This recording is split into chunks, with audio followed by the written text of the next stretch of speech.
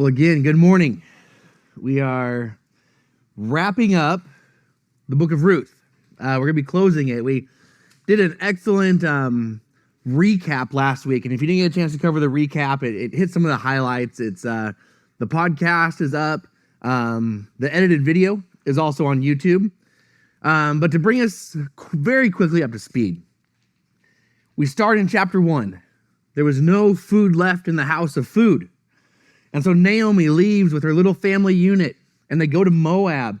And among the Moabites, these are the people that Ezra and Nehemiah are saying they have no part of God. We kick them out. But among the Moabites, Naomi's family finds property. They find food. They find love because they marry there. And they settle there for a time, but then tragedy hits. And eventually, over time, all the men die. And after 10 years, we're left with a couple of widows coming back to Bethlehem.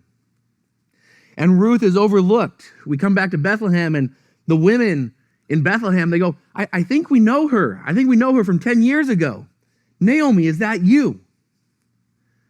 Ruth is on the side. She's ignored. And Naomi says, I'm no longer Naomi. I'm Mara. I'm bitter. She's like, I left full, and I've come back empty. And Ruth is largely overlooked. But going to chapter 2, Ruth is noticed by Boaz. And Boaz starts to pray for the full blessings of God to be upon her. And he heaps her plate full. There's now food in the house of food again. There's so much food that Ruth has leftovers. And so Naomi comes back with Ruth, and Ruth begins to be noticed. But she's not noticed as an individual quite yet. Boaz says, well, who's that? And the manager says, well, that's the Moabite. We got one Moabite in town, and that's her. Into chapter 3, we have the midnight meeting between Ruth and Boaz. And this is when Boaz wakes up and he sees Ruth, and he realizes there's a woman at his feet, but it's dark and he can't tell who it is. And he goes, who are you? And Ruth gets to speak her name. She becomes in the story the first person to speak her name. I am Ruth. And she chooses her destiny. She tells Boaz, will you marry me? I already know that there's something here. Will you marry me? And so in a patriarchal world, the woman gets to choose her destiny in this story. This is a story most likely written by a woman. There's so much insight and perspective into the female mind in the ancient world that it's probably a woman that wrote this story. And so we came to chapter 4 last week, the marriage. Boaz works it out. No good story doesn't have a twist. And so there's a twist. There's someone who comes in priority before Boaz legally to redeem Ruth. And Boaz says, but don't worry, I'm going to redeem you. And Ruth probably spent a sleepless night there. Like, Boaz isn't worried, but I am. This is my future. And so Boaz, he wisely figures out how to marry Ruth. And he goes to, in the Hebrew, it's essentially Joe Schmo. It's a guy without a name. In the Hebrew, it's so-and-so. It's the next of kin who had the right to redeem Ruth and redeem the land of Naomi. And he says, will you do the right thing? Will you redeem the land? And Joe wasn't stupid. Joe realizes he's going to redeem a land that is owned by a couple of widows that nobody wants to marry. Naomi's too old, and Ruth is a Moabite. He's like, of course I'll redeem the land. It's smart. I'll put that in with the rest of my property. And Boaz says, well, here's the price of redemption. You do marry Ruth, the Moabite. And Joe Schmo instantly changes his tune. Oh boy, that's a high price to pay. That could ruin me. I have to raise the first son between me and Ruth as the son of a dead man to re-inherit the land from Ruth's late husband. In other words, I have to raise an orphan. I have to love a widow. I have to take in a foreigner, and I have to raise an orphan. the widow, the foreigner, and the orphan. These are the marginalized classes in ancient society that were the center of God's justice. And Joe Schmo is being asked to take care of them. And Joe says, that could ruin me. Too high of a price to pay. Can't do it. You want to do it, Boaz? You go ahead. And Boaz says, great. And they exchange a sweaty shoe to mark the occasion in the agreement. And Boaz says, on this day, to the witnesses, I am marrying Ruth the Moabite. He makes sure to distinguish that I know all about her. I know the worst thing in her life that everybody else would point to and say, do you know who that is? That's the Moabite. He calls it right out. He says, I know the worst about her, and I'm choosing her. Nothing about her surprises me. There's nothing too bad about her. Like will come up later. I know the worst. I know you're going to point to her and say, that's the Moabite.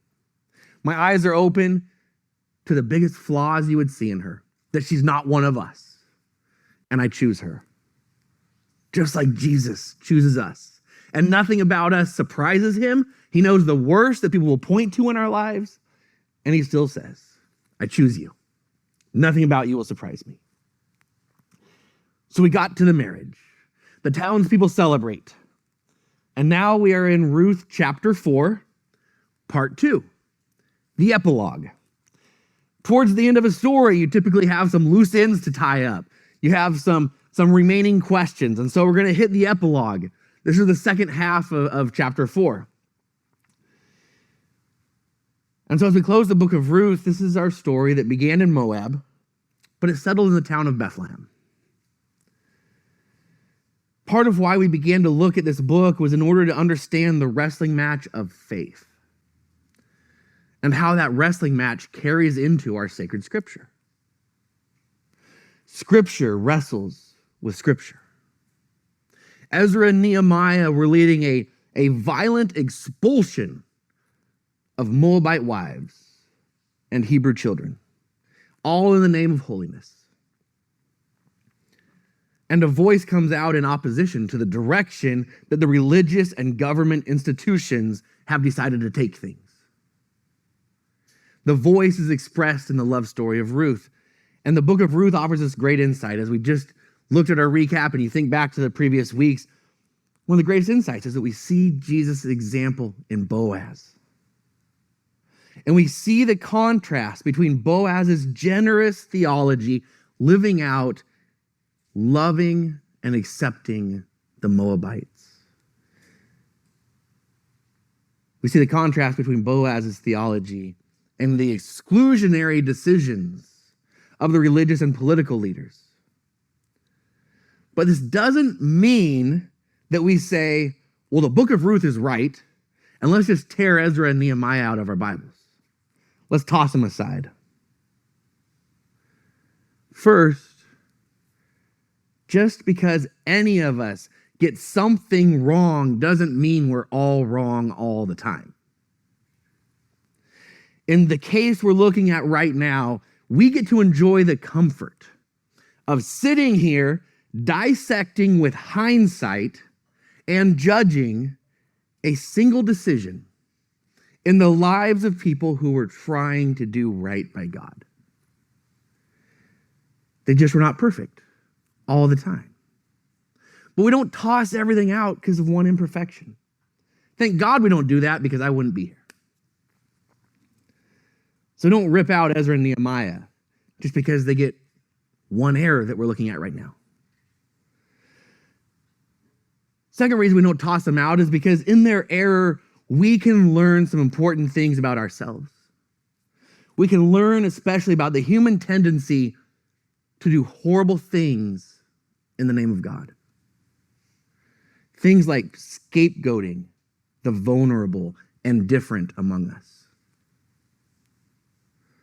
So where they are imperfect, where Ezra and Nehemiah may have done things that they shouldn't have, we can take their lesson and try to do better. Finally, and most important, is what Jesus points out on the road to Emmaus. He tells us that he is the object that all scripture is meant to point to.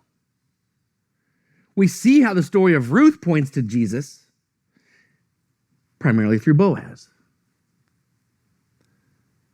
But how does the scriptural record of the wrong actions of Ezra and Nehemiah point to Jesus? Well, Jesus comes and he shows us a God of exiles. Jesus is a victim of violent holiness and militant nationalism. Jesus is exiled from what is supposed to be the city and people of God. He is dismissed for his heritage as only a carpenter from Nazareth, no less. What good comes from Nazareth? And he is kicked out from the people and drug out beyond the city walls to be made a scapegoat for the religious and political to gather around. So where do we see Jesus in the story of Ezra and Nehemiah's holy purge? Well, does the story have exiled victims of holy violence and national zeal? It does. The Moabites and the Hebrew children. In the story, are there people who are being dismissed due to their heritage? Just like Jesus' heritage as a carpenter from Nazareth. There are people in the story of Ezra and Nehemiah who are being dismissed due to their heritage. The Moabites and the children.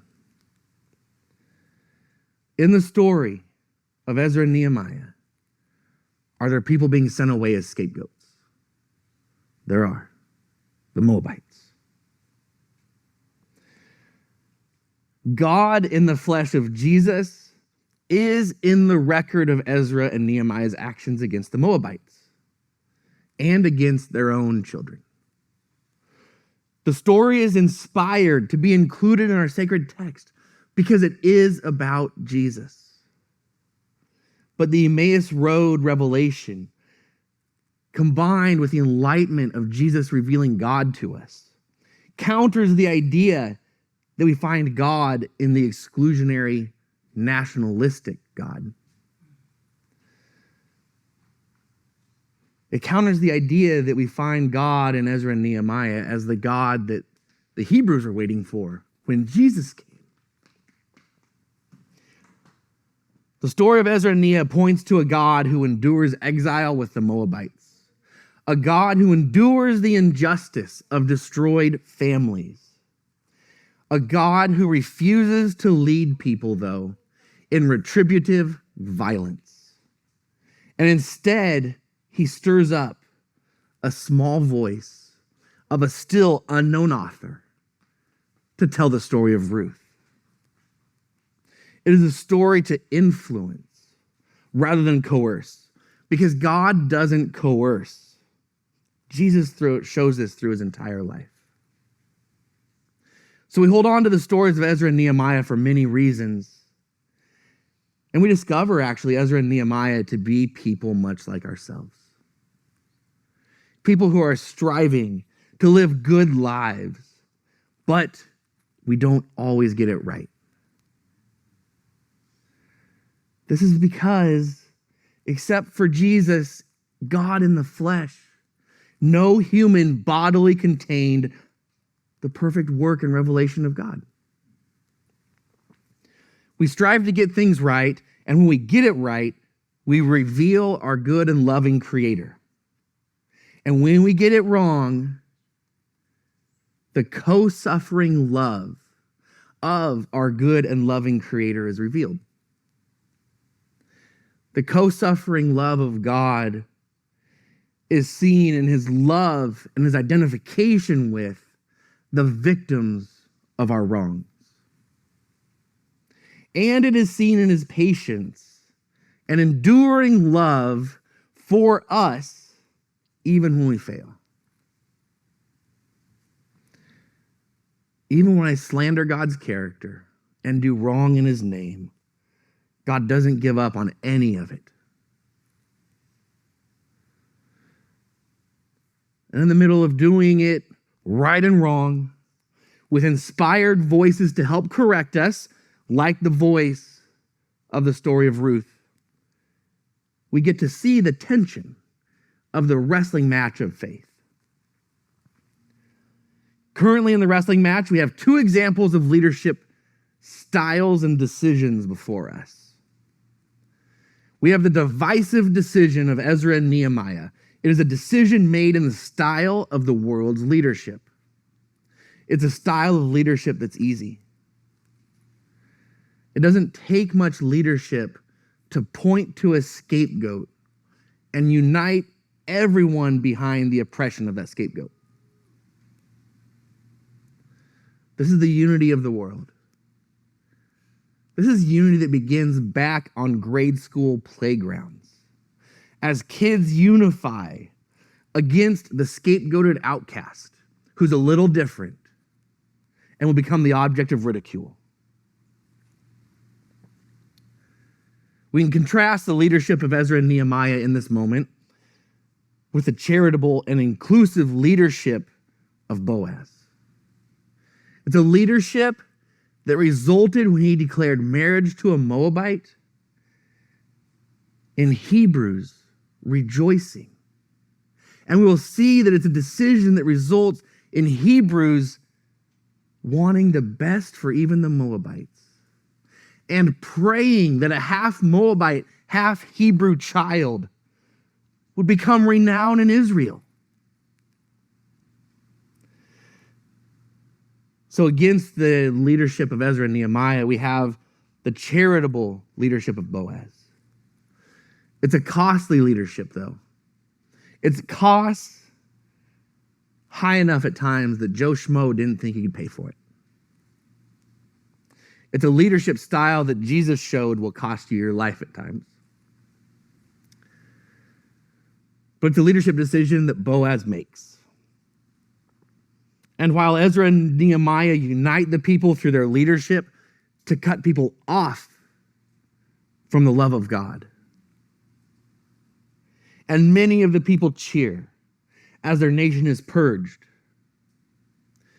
the Boaz option is to lead people in the risky endeavor to unite around the generous love of God.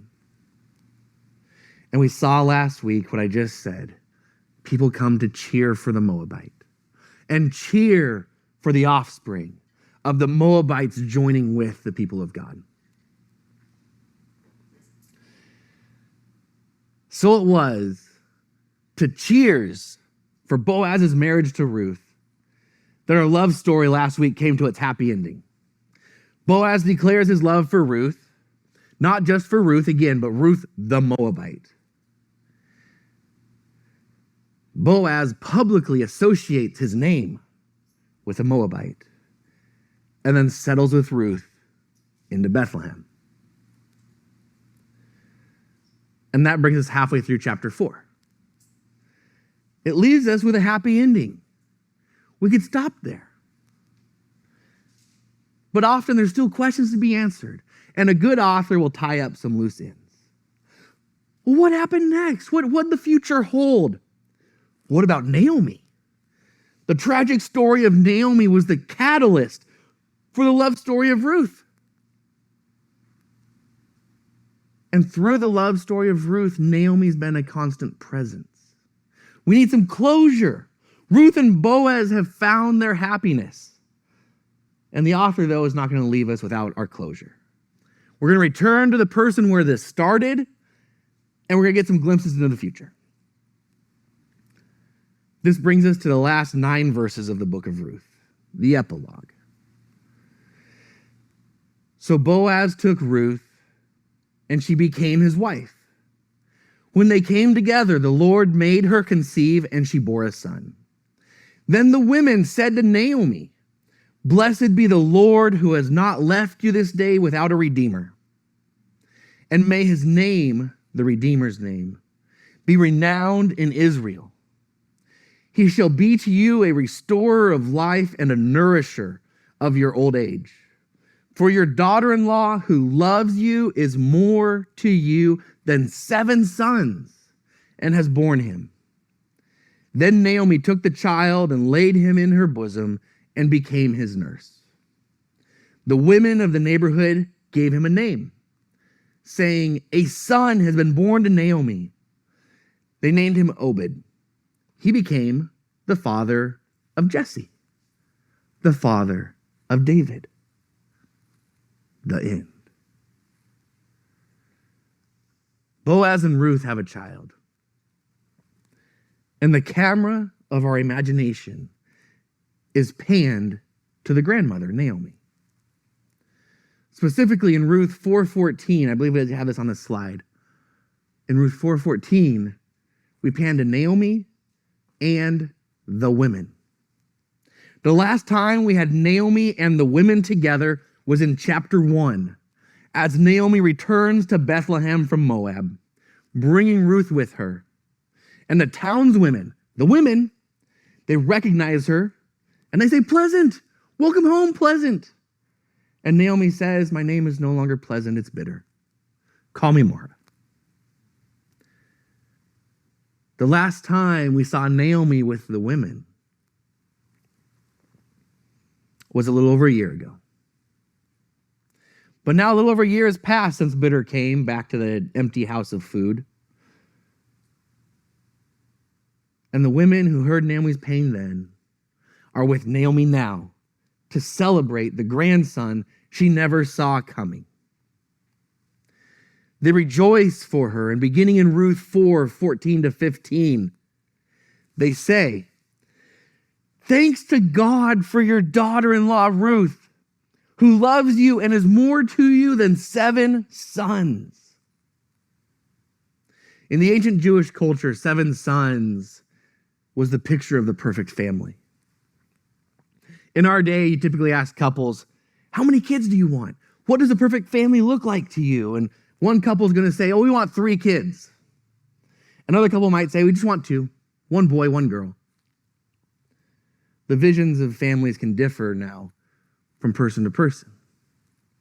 In the ancient Jewish family, what is your perfect family? 7 sons. That's my perfect family. But the women of Bethlehem, Jewish women, are telling Naomi, having a daughter-in-law, Ruth the Moabite. Your Moabite daughter-in-law has proven to be a more loving and perfect family than what we thought was a perfect family. The implication, as this story is pitted against the actions of Ezra and Nehemiah, the implication is that Moabite daughter-in-laws are being purged from the land by Ezra and Nehemiah. But the women here are realizing just how valuable even a Moabite daughter-in-law can be. With God's love involved, a Moabite daughter-in-law can be more perfect than what they thought a perfect family was going to be. On top of rejoicing for the blessing of Naomi's perfect family through Ruth, the women rejoice for Naomi in the blessing of her grandson. Thank God for this redeeming grandson who has brought a future to Naomi's family. May his name be renowned in Israel. Again, Ezra and Nehemiah are kicking out half Moabite children into a dismal future.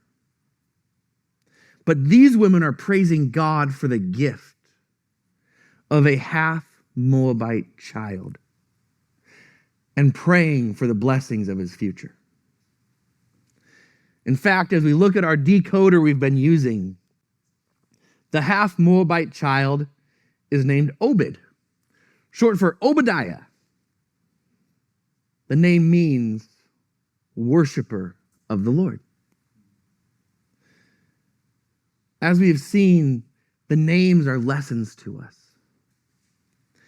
Ezra and Nehemiah are convinced that no full Moabite, not even a half Moabite, will ever have a place as a worshiper of God. You have no part of God's people. Get out. But in our story, the story of Ruth, it is declaring that they are wrong. The children they are exiling and excluding can be worshipers of God. Or they could have been until they endured religious abuse at the hands of people claiming the name of God.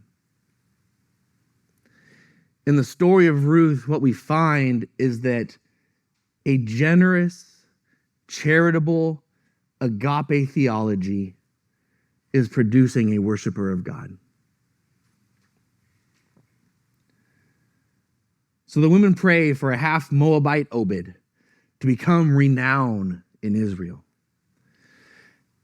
And sure enough, Obed becomes famous. For what? We go to Ruth 4:17 to find out what he's famous for. They named him Obed. He became the father of Jesse, the father of King David. Obed gains renown, and the book of Ruth points to one of the causes of his renown. He becomes the grandfather of King David. This makes Ruth the great grandmother of King David. Can Ezra and Nehemiah say, uh-oh? Our author started to combat the policy of Ezra and Nehemiah with a powerful enough love story. But now our author is dealing the fatal blow to their theology. As Ezra and Nehemiah are moving to a holy rejection of Moabite wives and their children, the love story of Ruth, the Moabite, is told. It's a story that identifies the Moabite Ruth and her half-Moabite child Obed as the great-grandmother and the grandfather of King David. The knife-twisting moment of the book of Ruth comes with the question that it raises against the policies of the religious and political institutions. Are you sure you want to go down the road that you are taking with these Moabite wives and your own children? Are you sure you want to go down this road? Because if you are going to disqualify the Moabite wives, then you have now disqualified Ruth. If you're going to kick out the kids, then you're saying goodbye to Obed. And if you say goodbye to Obed, you say goodbye to Jesse. And if you have no more Jesse as a part of the God's people, you have no King David. This is what your theology would cost us. So the book of Ruth exposes the error of Ezra and Nehemiah's decision. And again, the question comes, so do we rip them out of our scripture? No. The wisdom of God has gifted us with contrasting scripture. Scripture in tension. We've been gifted with scripture that wrestles, just like we do. Deuteronomy's law of Moabite exclusion with Ezra and Nehemiah's practice of it is in tension. It's in this tension with the book of Ruth and its loving portrait of the Moabites and Boaz's generous theology that includes Ruth the Moabite and her offspring. The chance to read these side by side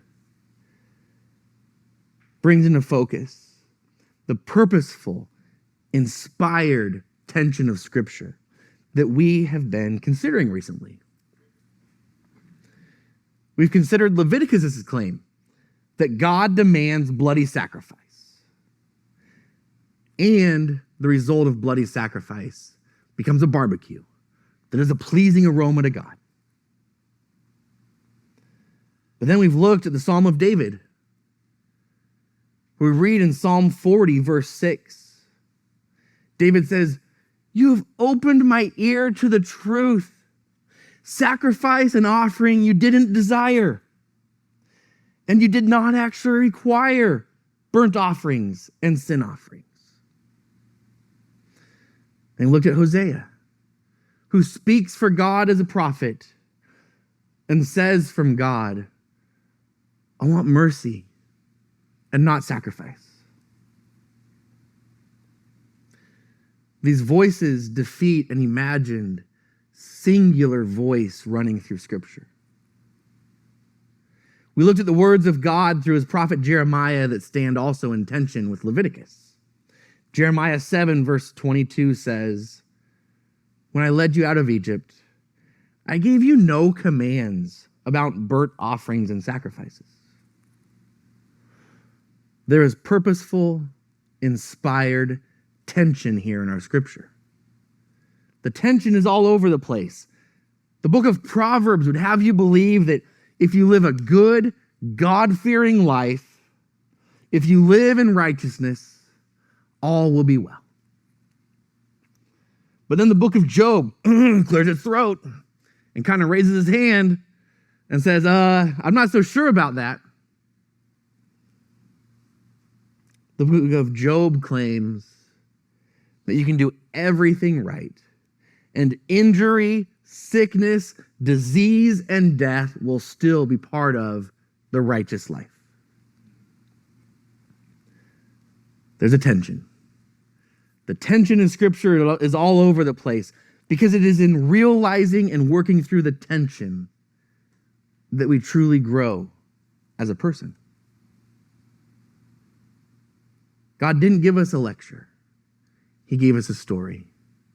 God doesn't give us a faith where we must eradicate all doubt and questions. He gave us a wrestling match. And it's in the tension.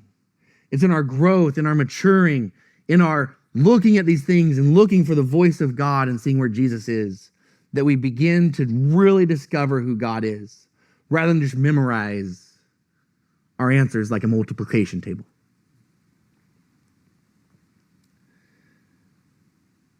And so ends the book of Ruth, with rejoicing in Bethlehem at the birth of a redeeming, life-bringing child. Unto Ruth a child was born, a redeemer, a life-bringer in Bethlehem. Does it sound familiar? The child's name is Obed, and in him is contained exactly what the religious and political arms are rejecting. Does that sound familiar? It should. Because while the book of Ruth is over, the story of Ruth is not. Let's look quickly at the Gospel of Matthew, chapter 1.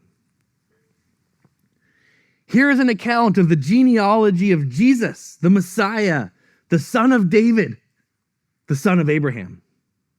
Abraham was the father of Isaac, and Isaac the father of Jacob. And Boaz, we know this guy. We've just come to know this guy a little bit. Boaz was the father of Obed. We know Obed now. And this was by Ruth, the Moabite. And Obed the father of Jesse, and Jesse the father of King David. And Jacob the father of Joseph, the husband of Mary, who bore Jesus, who is also called the Christ.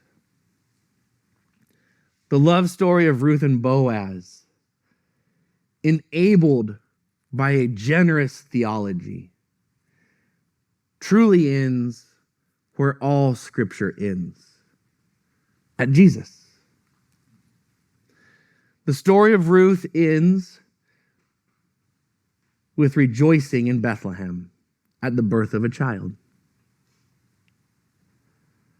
To compare Jesus against Obed, we see they're born to rejoicing. They're born in Bethlehem. They are redeemers and life bringers. They're both the product of a generous theology in the love story of Ruth and Boaz. And they both have a life that is set against the religious and political institution of their day. Jesus is the product of a generous theology, and he is someone who will find himself opposed to the exclusionary practices of the religious and political leaders. Next week, it's going to be to Jesus that we follow the thread of Boaz and Ruth, and we see the impact of living out a generous love. Boaz couldn't have even conceived. Back when this story is placed in the time of the judges, hundreds of years before Ezra and Nehemiah decide we're going to kick out the Moabites. I don't think Boaz could have even conceived the impact his generous, loving theology would have. It'd become a story told to fight against exclusionary religion and politics. And his choice to choose generous theology and accept Ruth into the lineage of Jesus will result in Jesus coming himself, God in the flesh. So next week, we're going to follow the thread to Jesus.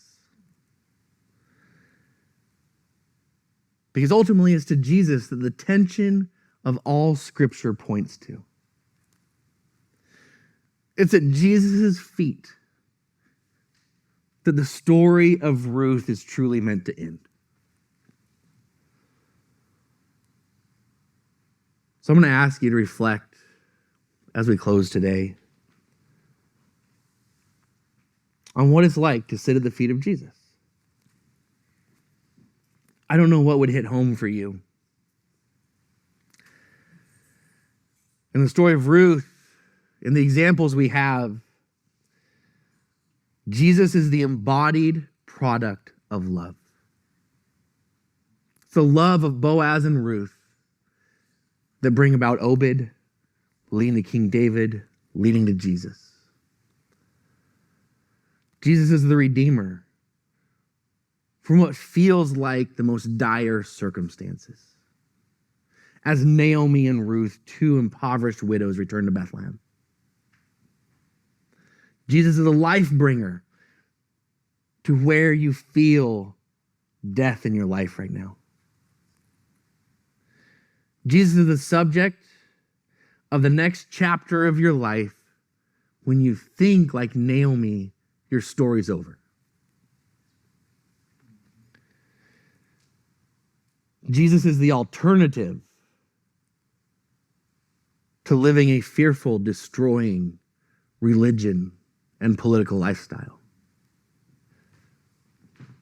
Jesus is the one who knows the worst that someone can point to in you, and he still chose you with eyes wide open.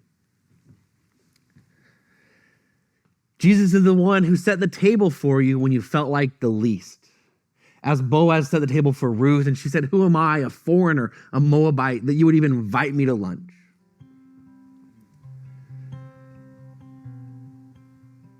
Jesus is the one who looked out across the fields of his world and comes over to us when we catch his eye. After we've traveled into uncertainty, leaving behind everything we knew in Moab to come to something new. And Jesus is the one who's willing to pay the high price to bring us into his household like Boaz. When Joe Schmo said it's risky, it costs too much, Jesus said, "I'll pay the price to bring them into my house."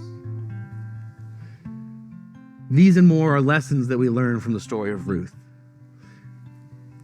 as it brings us to the feet of Jesus.